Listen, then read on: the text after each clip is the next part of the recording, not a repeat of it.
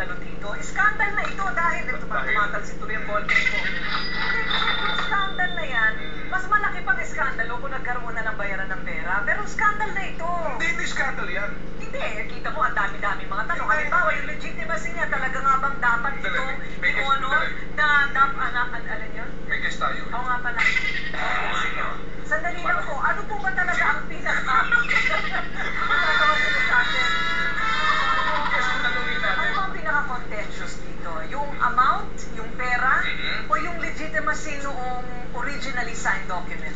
Well, tingin ko po kasi yung proseso na hindi siya dumaan dun sa isang mandatory provision na ating batas na nagsasabi na kailangan meron namang competitive bidding dahil sa bidding lamang magkakaroon ng pagkakataon ng bayan na makakuha ng best terms and conditions of contract. Kaya nga nung pumutok itong skandalo ng North Rail at ang CTE, pati yung US Ambassador nagsabi, yan ang magiging epekto kapag hindi kayo naging transparent sa inyong mga procurement policies. No? Malinaw na po ba na talagang walang bidding na nangyari dito? Gusto ko lang exempted dito dun sa 9481 na may public bidding because this is an agreement, sabi nga ng OGCC, of international nature. International agreement, G2G o government to government, tapos may tied loan. So, Senator Dredon, is that in accordance with law? Yung pag China, special po ang... hindi. Dapat, kumbaga sa siopaw, may itlog. Special. Hindi special yan. Ano ba? Lalong nagugulo ako sa usapan. Hindi tama yan kung ang China exempted. Kaya ang sinasabi nila, ito'y government to government, kaya exempted. Ang merong opinion po ang UP Law Center, si Raul Pangalangan ang gumawa at Ako, yan ang G2G na yan. si Professor Harry Roque at ilang mga profesor. Ang sinasabi, hindi international agreement ito. For various reasons, we have no time to discuss that. Pero ito hindi international agreement at kaya kailangan ang bidding. At lahat po ng mga kontratang ginagawa natin, tama yung sinasabi ni Professor Roque, may bidding. Although kuminsan limited doon sa mga kumpanya kung saan nanggaling yung pera. And by the way, baka po makalimutan natin, yung presyo po rito hindi kasama ang relocation. Hindi po kasama sa 800 billion ang relocation. Iba pa po yan, 7 billion o 6 na billion na nagastos natin doon. Hindi kasama yan sa gastos na 503 million dito sa North Rail. So, para sa akin, okay lang yung relocation, whether there'll be a asset legwork or basta relocate natin yung ating mababayan, 20,000 permanent resettlement. That's good. That's public Pero service. ang nagkasalbagit kanina na baka Ay, hindi kasama. But anyway, ito'y ang isa pa, loan nga ito, pero ang pera hindi natin mahawakan. The money will remain in China. Oo nga, no? Kasi sila rin naman ang contractor. Sila ang kontraktor. Dadalhin dito yung diesel na bagon. Hindi mo lang kung yan ang presyo tama.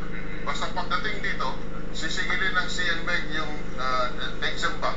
Ang pera, inilipat from Exim Bank to CNMEG, utang na natin.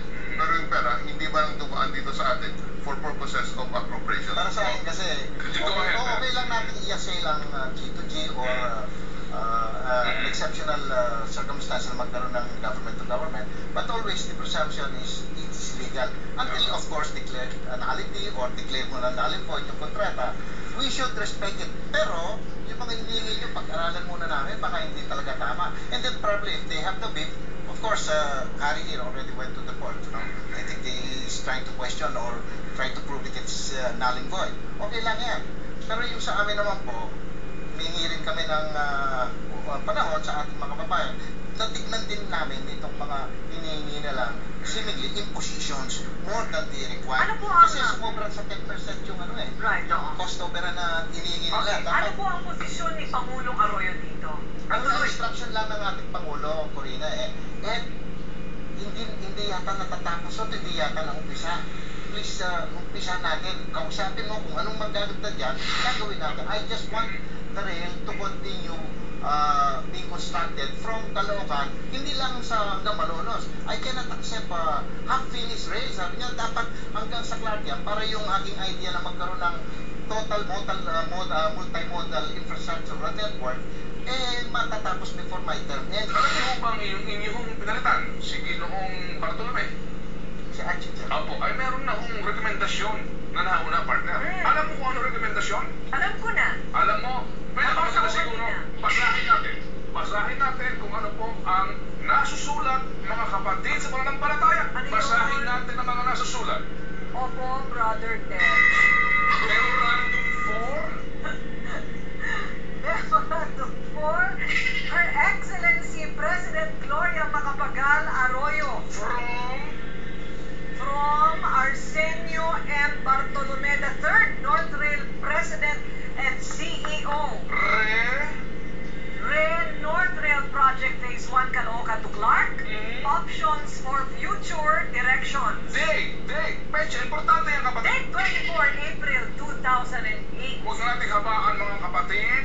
Sa una't huli lang tayo. Doon tayo sa pinaka-importante option 4, termination of contract with CNMEG. Ang sinasaad sa premises, kapatid, basa, project negative slippage of more than 15%, which is a ground for termination of the contract pursuant to Section 24.5 of the contract and the provisions of Republic Act 9184. Ang ibig sabihin, mga kapamilya, mga kapatid sa pananampalataya, ng slippage ay delay sa proyekto. Kaya doon po tayo sa pangalawa na nasusulat, unilateral suspension. Unilateral suspension of construction activities is not in compliance with the contract agreement. So ang kondisyon, ano ang rekomendasyon? Kondisyon, brother, pwede magtanong, ano ang ibig sabihin ng OGCC? OGCC, yan po'y nangangahulugan. Sagot, kapatid na hari. Office of the Government Corporate Council. Tama po ba kapatid na Frank? OGCC, tama yun. Ayun. So, OGCC. Sabay-sabay ngayon tayo tumingala sa langit at Andali mo na, ano ang ini-endorso ng OGCC, kapatid na Corina? ang kondisyon, OGCC endorses contract termination. Yan po'y nasusulat. Mismong ito hong nangangasiwa dati dyan, nag-i-endorso na ng termination of contract. Si Arsenio Bartolome mismo na Okay. pinalitan niya. Ano pa ang nasusulat naman sa liham ng taga-CNMEG? Ano ang Ito naman sinasabi? ang galing sa mga Chino. Yes, ano ang Okay. pangdulong katagang ginamit nito si kapatid na Xiang Chun?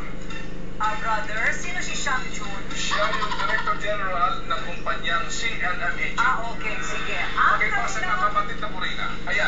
kanilang rekomendasyon Ayan. ayon sa kasulatan, CNMEG may, without prejudice to the exercise of any other rights or remedies which may be available to it, terminate the contract by giving North Rail notice to that effect. Mga kapamilya, mga kapatid sa pananampalataya, maliwanag po't nasusulat. Kaya, brother, ang tanong, tumingala tayong lahat sa langit at humingi ng sagot sa tanong, bakit pa natin pinipilit itong CNMEG kung lahat gusto namin terminate? Hindi ko masasagot yan. Kapatid, ang makakasagot niyan, sila. Ang ating mga panauhin. Boss Ed, Boss Mr. Olivar, yan po ang katanungan Oo ngayon. nga naman. Bakit sakit ka? Sila nga naman nasa Alam lupa. mo, kinakapala ko sa iyo eh. Baka biglang bumulang dito, magbasa tayo eh. Nakakita ko na talagang sumagot. Okay, sige po. Okay. Well, on the first days, I don't have personal